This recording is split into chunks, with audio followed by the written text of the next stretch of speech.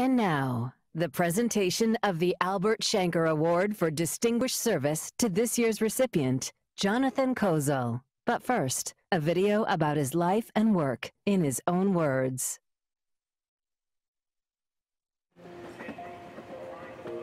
I was born in 1936 in Boston, right in the midst of the Depression. But I was very fortunate. I went to a wonderful progressive school, and I went on to Harvard and Oxford. I had planned to get a doctoral degree and teach Shakespeare, and I would have loved that life in a way, to spend my old age wearing a nice old tweed jacket.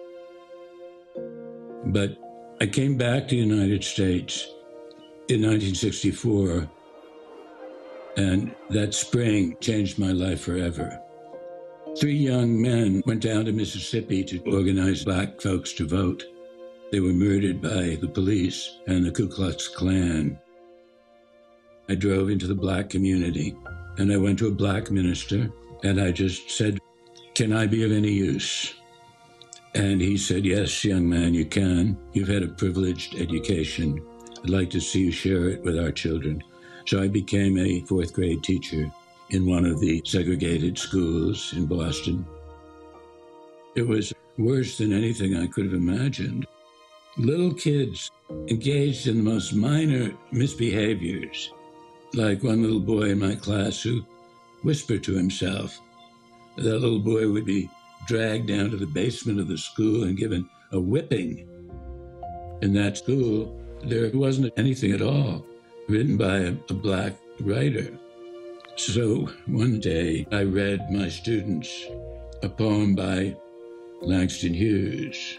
I swear you could have heard a pin drop. Those 4th graders were electrified. I was fired because the school system said Langston Hughes wrote in black dialect. Death at an early age. That was the first time I wrote a serious book. Later, I wrote 3 books about the children of the South Bronx and The Shame of the Nation, about segregation in New York City schools. I don't write my books on the basis of statistics. I write them on the basis of my lived experience. I love the unexpected things that children say. I love the way they talk. That sort of stuff fills my books. They don't whip children in the Boston schools anymore. And Langston Hughes is standard curriculum. But I haven't really changed in my views. I still believe that school segregation is a terrible betrayal of American democracy. And I still agree with Dr. King that separate is inherently unequal. And it still is wildly unequal, as New York teachers know.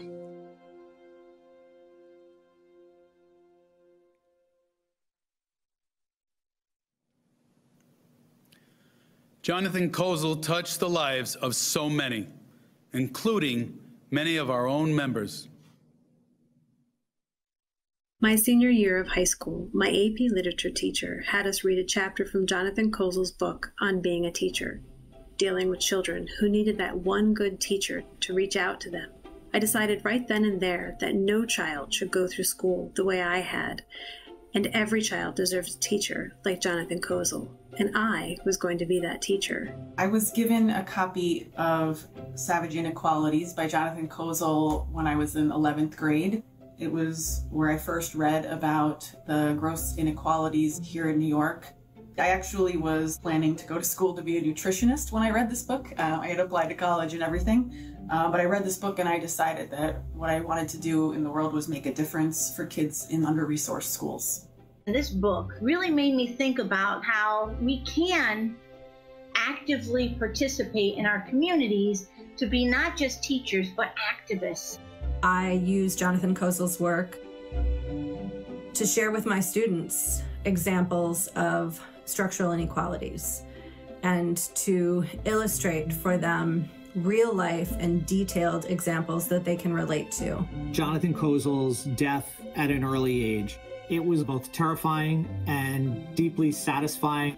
When you were fired for doing the right things, it was good to know that there was somebody out there who would stick by their values. I can't tell you how much I appreciate Jonathan Kozol's work.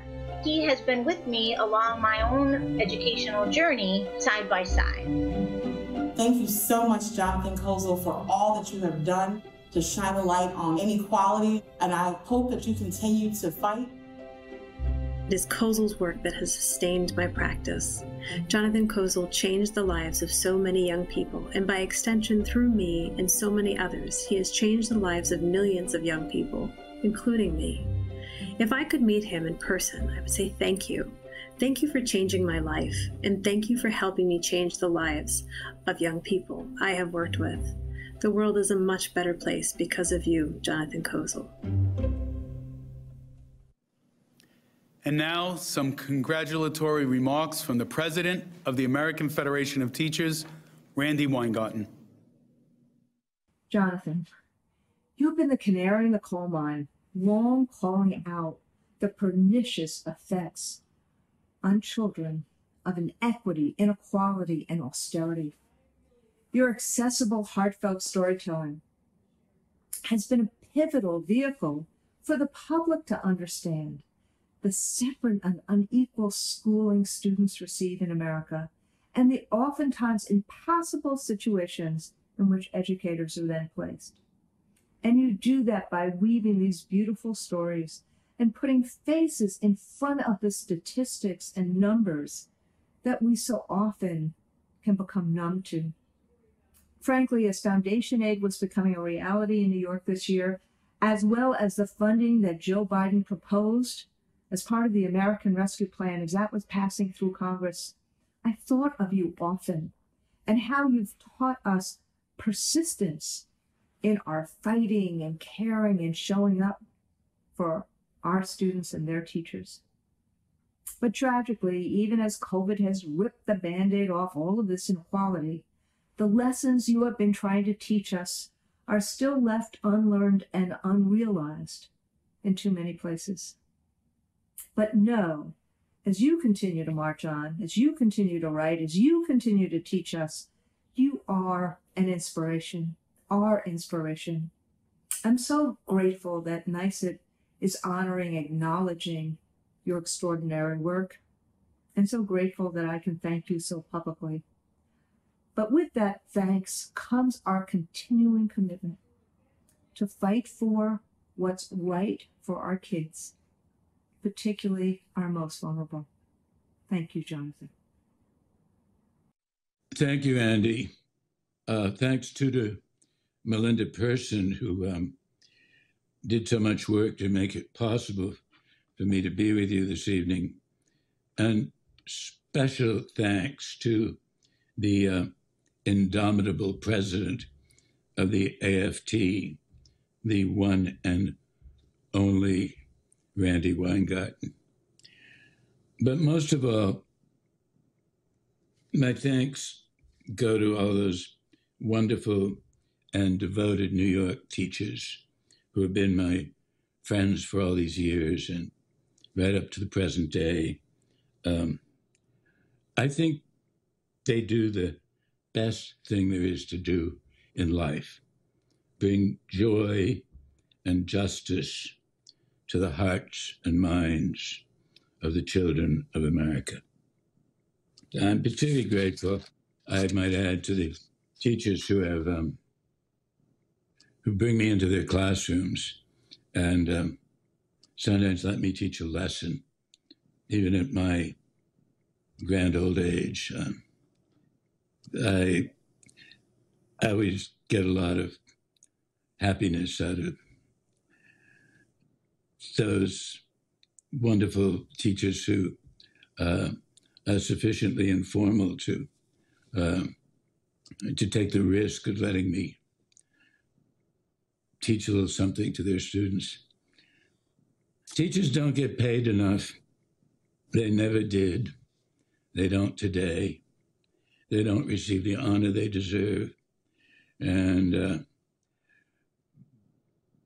there's an awful lot of patronizing condescension from sort of tough-minded business leaders who are always using teachers as scapegoats for the sins of our society.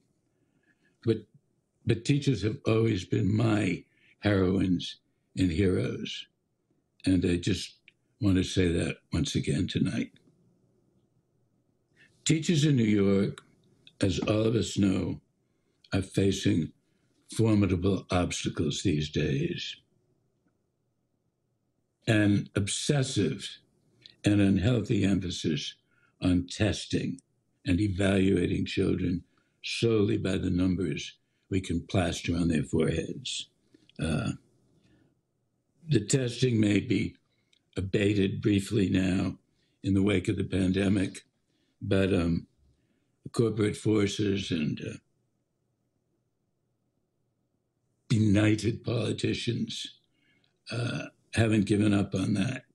They're going to demand it once again, I'm sure. I hope there's some way we can resist this.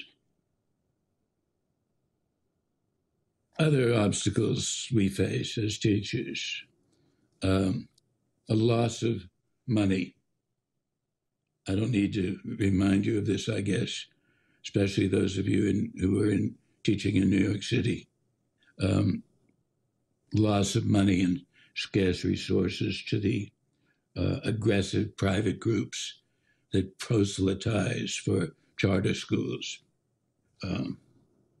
Extreme segregation that betrays the life and legacy of Dr. Martin Luther King and all who work beside him. A quiet reversion to the bad old days of Plessy versus Ferguson.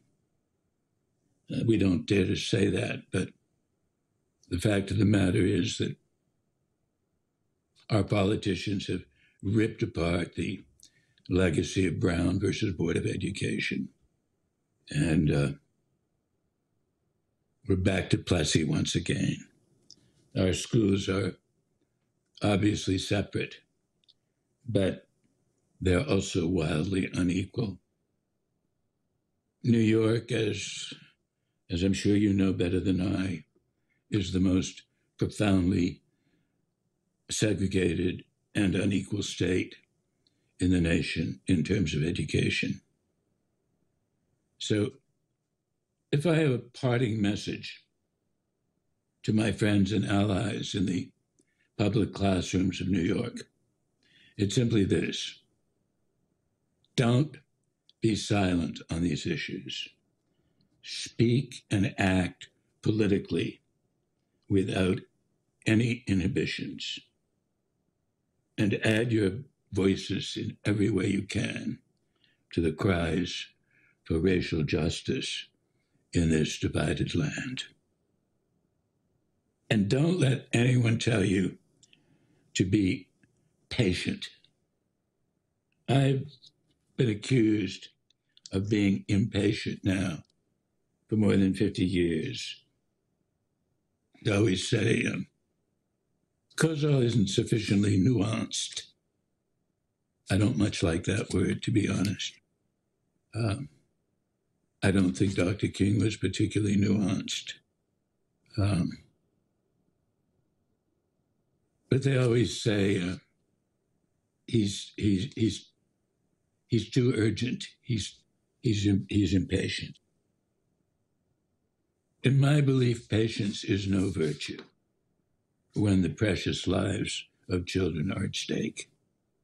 You only get to be a child once. And after these few years of childhood are gone, no one can ever give them back to you. So I'd like to end by thanking you again for all the love and ethical persistence that you bring into the classrooms every single day. wonderful teachers, in my belief, do a great deal more than deliver testable proficiencies. I don't like those terms, as you can probably guess. But they do a great deal more than that. At their best, they are also warriors for justice in the front lines of democracy. In the face of all the obstacles and resistance you may face, I wish and pray for each and every one of you to someday know the taste of victory. Thank you for this award.